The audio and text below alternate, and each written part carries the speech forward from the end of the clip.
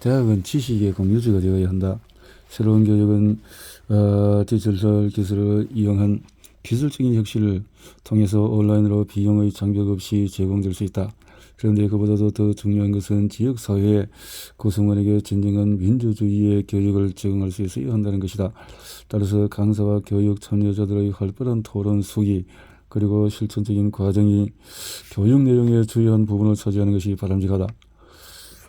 이를 위해서는 누구나 온라인에서 논문이나 유용한 정보를 무료 혹은 적은 비용으로 자유롭게 받아볼 수 있는 기반이 기본적으로 갖추어져야 한다. 즉 디지털 도서관이 그러한 교육의 지식 공유지로 자리를 잡고, 지식은 아주 제한적인 경우를 제외하고는 보편적인 인류의 공동 자산이 되어야 한다. 알렉산드리아 도서관은 기원전 4세기의 알렉산더 대왕의 친구이자 후계자였던 프톨레마이오스 1세 때 건립되었고, 전성기에는 50만 부의 두루마리 문서를 갖고 있었다고 알려졌다. 아마 진정한 세계의 정복은 인간의 지적 활동에 대한 탐구와 지식의 축적으로 이루어질 수 있다고 믿었는지 모른다. 실제로 알렉산드리아에는 기하학 원론을 쓴 유클리드와 지구의 돌리를 계산한 에라토스테네스 등 철학자, 과학자, 그리고 수학자들이 모여들었다. 이와 같이 도서관의 목적은 문서나 서책을 중심으로 정보를 대량으로 저장하고 사람들이 정보와 지식에 접근할 수 있게 하기 위함이다. 요즘의 도서관은 문서나 서책 외에도 온라인에서 얻을 수 있는 정보를 얻을 수 있는 곳일 뿐만 아니라 문학과 예술의 참여적인 공간으로도 사용된다.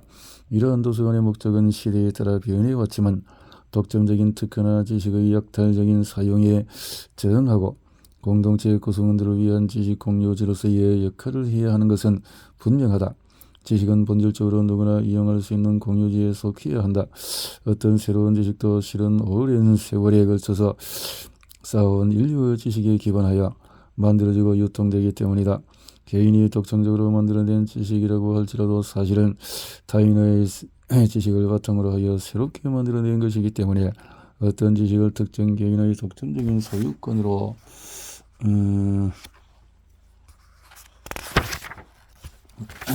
보는 것은 정당하지가 않다. 그러나 오늘날의 지식재산권의 체계는 이러한 지적 공유를 축소시켜 왔으며, 이를 통해서 막대한 부를 일부 기업과 개인에게 주고 소득이 낮은 사람들은 이러한 지식과 그 생산물을 쉽게 이용할 수 없게 만들었다. 물론 특허 제도를 통해서 지식에 대한 일정 기간의 독점을 주어서 지식 개발을 장려하는 인센티브가 없다면 이 역시 경쟁과 선택이라는 자연의 기본 원칙을 훼손하고 인류가 지금까지 발전해왔던 방법을 활용하지 못하게 막는 것이다. 문제는 특허권 같은 지식재산권을 과도하게 보호하는 방향으로 제도가 운영이 되면 인류가 공동으로 이룩하여 온 공동체의 기반이 흔들릴 수 있다는 점이다. 1955년 소아마비 백신을 개발했던 존스 소크는 백신 특허에 대한 질문을 받자 글쎄요, 특허권은 없습니다. 태양에 특허를 낼 수 있나요? 라고 대답했다. 사실 백신에 대한 정보를 지식재산권으로 바꿔서 다른 사람이 이용하지 못하도록 하는 것은 생명을 지키는 것보다도 상업적인 이득을 얻는 것이 중요하다고 보는 것이다. 코로나19 백신과 관련하여 대부분의 회사가 생산 비용의 보전과 특허권으로 인한 이득의 보장을 이유로 백신 개발 정보를 공유하지 않고 있는 이유다. 물론 특허를 얻을 전망이 없다면 존스 소크 같은 위대한 연구자가 아닌 한 일반 기업은 연구에 투자하지 않을 수도 있다. 그렇게 되면 발명과 경제 성장은 늦어지고 결국 인류의 사회적인 경제적인 진보는 더딜 것이다. 따라서 지적 재산권은 백신 개발의 중요한 동기가 되는 부분이며 기술 혁신에 있어서 매우 중요한 역할을 한다. 지적 재산권이 없었으면 코로나19에 대해서 여러 국가에서 만든 백신과 이에 대한 임상시험이 지금과 같은 규모와 속도로 진행되지 않았을 것이다. 그러나 이러한 백신에 대한 전세계 수요가 모든 백신의 전세계 연간 총 공급량보다도 훨씬 더 많다는 점을 생각하면 제도 영역을 늘리기 위해서 노력해야 한다. 이를 위해서는 백신 제조에 대한 지적 재산권과 중요한 기술 노하우를 공유하는 것이 바람직하다. 특히 변이에 의한 대유행이 지속적으로 발생하는 것을 막으려면 백신 제조 능력이 낮은 지역에서도 백신을 생산할 수 있도록 글로벌 제조 능력을 키워야 한다. 백신 개발 업체에서 인센티브를 적절하게 보장하면서 지적재산권의 공유와 생산 능력의 분산화를 이루는 것이 향후의 팬데믹을 대비하는 가장 중요한 전략 중의 하나가 될 것이다. 한편 12세기에 등장한 대학은 교수와 학생의 길드 조직이었다.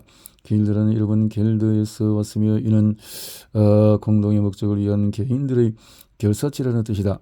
즉 유명한 교수가 사는 도시에 이방인들이 학생이 모여들면서 신분을 보호하기 위해 이 결사치를 만든 것이 대학의 시작이다. 이 이방인들은 학교가 속해있는 도시에서 볼 때 시민으로서 법률적인 권리를 갖지 못한 외부인이기 때문에 불합리한 피해를 언제든지 당할 수 있었다. 그래서 이탈리아, 볼로냐, 프랑스의 파리,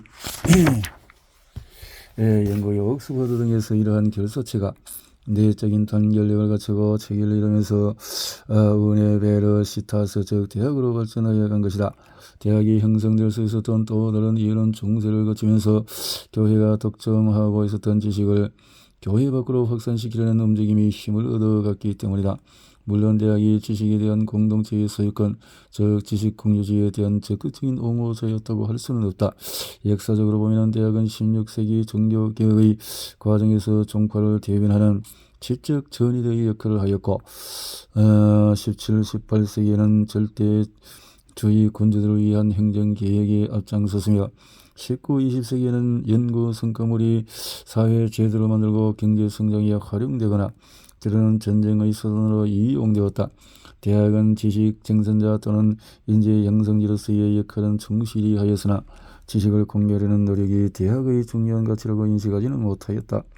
대학은 진리를 탐구하는 학문의 장이다. 진리를 바탕으로 공동체의 분쟁을 깨하는 역할을 하는 것이 바람직하지만 요즘의 대학은 신자유주의의 영향을 받으면서 사회 내에서 공유지적인 위치를 갖지 않고 시장의 요구에 부응하기 위해서 노력만을 주로 한다. 이러한 노력이 시대의 흐름에 따른 변화라고 애써 주장하지만 대학의 본질의 가치에 대한 진지한 고민과 성찰은 거의 실종되다시피 한 셈이다.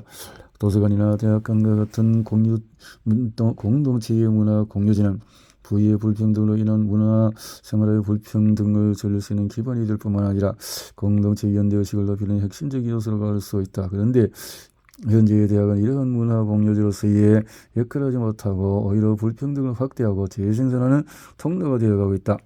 존 스튜어트 밀은 1867년 세인트 앤드루스 대학의 총장으로 임명될 때 대학의 목적은 유능한 변호사, 의사, 엔지니어를 만드는 게 아니라 재능 있고 교양 있는 인간을 만드는 것이라고 하였다. 교양 있는 시민이 우선이고 기술 교육은 그 다음이라는 내용이다. 즉 공동체의 문화와 시민됨에 대한 교육이 있어야 과학기술이 공동체를 위해 쓰일 것이라는 주장이다. 오늘날처럼 과학기술이 사회를 견인해가는 추동력이 훨씬 더 커진 시점에 존 스튜어트 밀의 주장을 그대로 받아들이기는 어렵다. 하지만 공동체 구성원이 사회를 만들어가는 주체로서의 소양을 키우는 것이 대학의 가장 중요한 목적이면은 변함이 없을 것이다.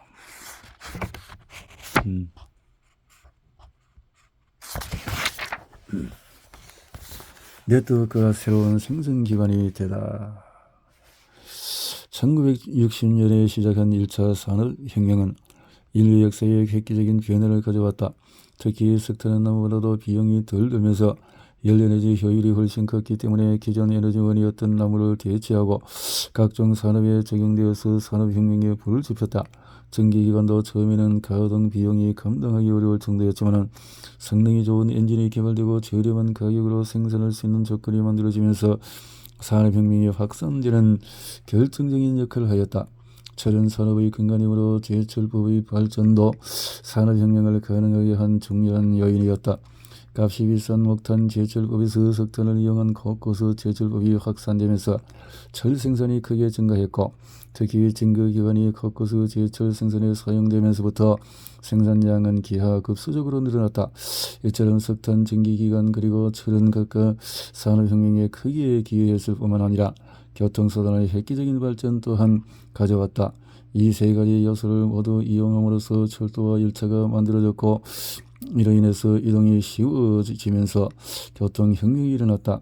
이와 더불어 전례 없는 속도로 많은 인구가 주거지를 받고 도시로 왔으며 이렇게 늘어난 노동력을 기반으로 영국의 도시들은 과거에는 상상도 하지 못했던 규모의 식량과 석탄, 원자재를 공급받으며 폭발적인 성장을 이뤄냈다.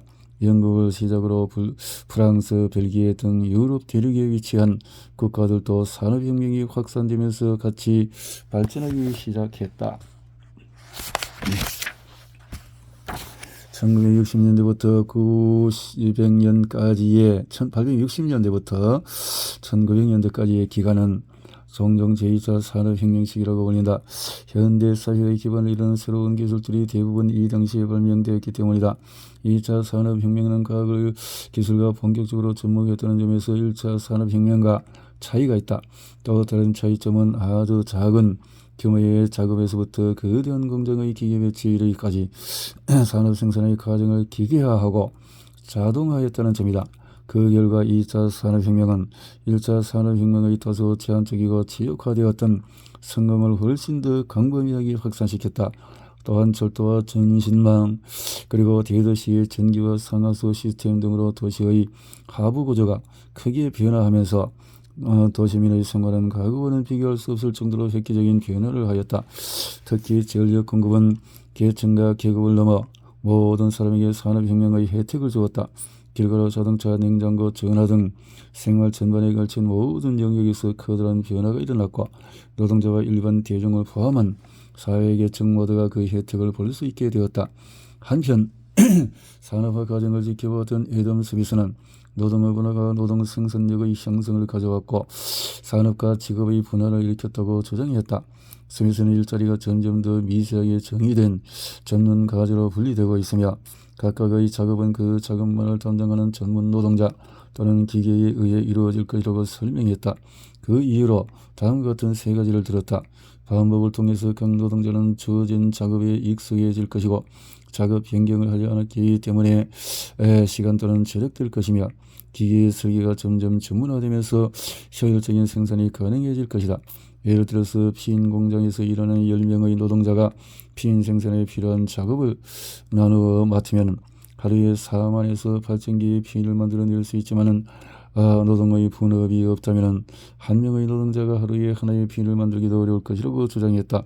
10명의 노동자의 분업은 개별적인 10명의 노동자가 생산할 수 있는 10개의 피인을 4만 8천 개로 늘리는 놀라운 생산성 향상을 이룰 수 있다는 것이다.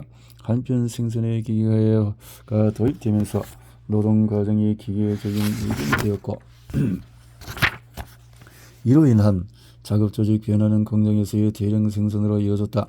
그런데 기계에 의한 자동화가 진행되면 노동의 생산성 향상에 기여하는 부가가치는 줄어들고 노동자의 임금과 고용은 감소할 수 있다.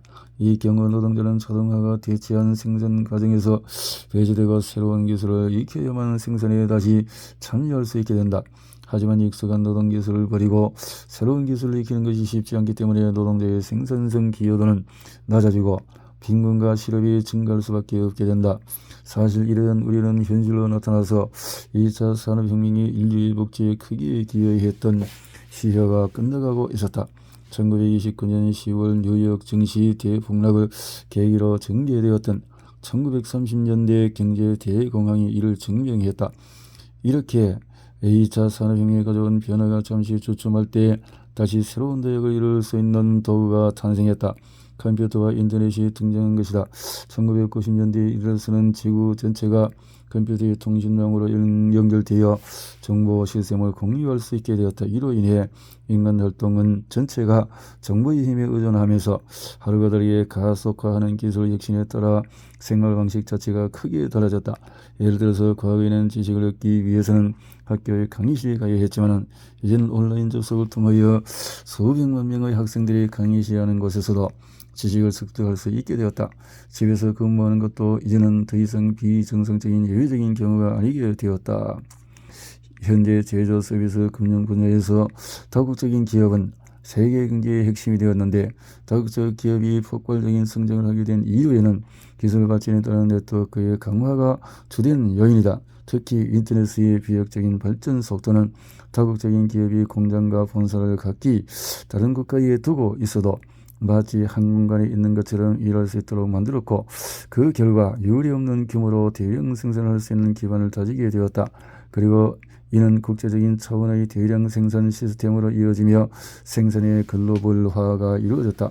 이렇게 인터넷 네트워크를 기반으로 한 정보 기술의 진보는 노동 생산성을 다시 끌어올리는 역할을 하였다. 예를 들어 미국의 연평균 성장률을 보면은 1980년에서 95년 사이에 1.4% 정도였지만 96년 이후에는 2.7%로 증가했다. 이러한 변화가 생긴 주된 이유는 정보기술이 발달하면서 노동 생산성이 다시 증가했기 때문이다. 21세기에 들어서 사물 인터넷의 발전으로 인류는 또 다른 변화를 맞이하게 되었다. 사물 인터넷은 사물 간의 정보교환이 어디서든 일어날 수 있는 네트워크된 상호 연결 서비스를 말한다. 인간은 사물 간의 상호작용을 통해서 보다 쉽게 통제할 수 있게 되었고 이러한 변화는 삶의 질을 향상시킬 수 있는 여러가지 새로운 응용 프로그램을 만들어내는 기반이 되었다. 이제는 블루투스, 무선 주파수, 식별 와이파이, 내장형 센서 등 서로 간의 통신이 가능해진 기기가 널리 보급되어 우리의 삶을 더 풍요롭게 만들고 있다. 또한 초기 단계 인터넷을 인간 세계와 사이버 세계가 통합된 메타버스와 같은 미래형 인터넷으로 탈바꿈해 가고 있다. 석탄 전기기관 처리 기기를 중심으로 산업혁명을 일으켰지만 이제는 디지털 네트워크를 중심으로 새로운 산업혁명 시대로 들어가고 있는 것이다. 새로운 정보통신기술과 함께 네트워크가 탈중심화라는 시대적인 변화 추세를 따라 인간과 사물이 서로 간의 상호작용을 촉진하는 방향으로 사회를 변화시켜 나가는 것에 주목할 필요가 있다. 탈중심화와 네트워킹이라는 새로운 논리 및 형태가 과거의 농업혁명기의 중앙집중형 성장과 발전을 추구하였던 문명을 새로운 방향으로 이끌어가고 있는 것이다. 이처럼 새로운 정보화 시대의 중요한 조직 형태는 네트워킹이다. 네트워크 자체로만 보았을 때는 단순히 상호 연결된 노드들의 집합일 뿐이지만 사실 노드 간의 관계를 자세히 보면은 구심점을 중심으로 서열이 있고 비대칭적이다. 그러나 구심점을 중심으로 형성된 노드 간의 관계도 네트워크가 확장되면서 위기의 질서 중심의 비대칭적인 관계가 흩어지고 탈중심화되어 간다. 이렇게 탈중심화되어가는 디지털 네트워크는 지금까지 문명이 구축해온 권위 기반의 사회에서 벗어나 새로운 문명 사회를 이루는 기반이 되어가고 있는 것이다.